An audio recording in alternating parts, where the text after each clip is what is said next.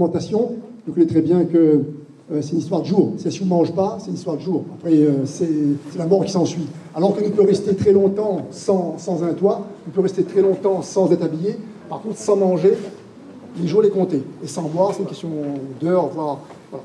Et donc, du coup, il est bizarre qu'une question centrale comme ça, souvent, elle est en dehors des débats. Aujourd'hui, il arrive dans le débat, mais malheureusement par un phénomène de mode.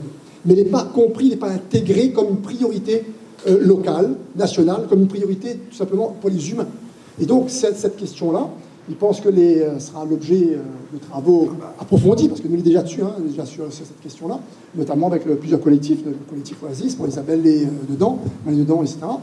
Et c'est vrai que cette question de l'alimentation n'est pas de l'alimentation seulement pour combler les intestins. Pas seulement ça, mais il ne parle pas de remplir le ventre, voilà.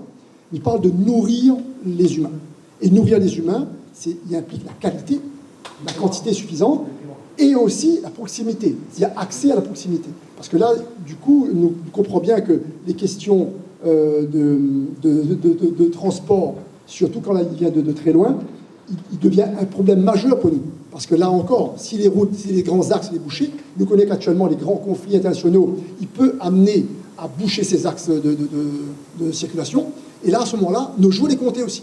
Parce qu'il n'y a pas de stock, etc. Donc, c'est des questions fondamentales comme ça, que les étranges, que n'est pas encore l'objet, on va dire, d'un intérêt local fort, appuyé.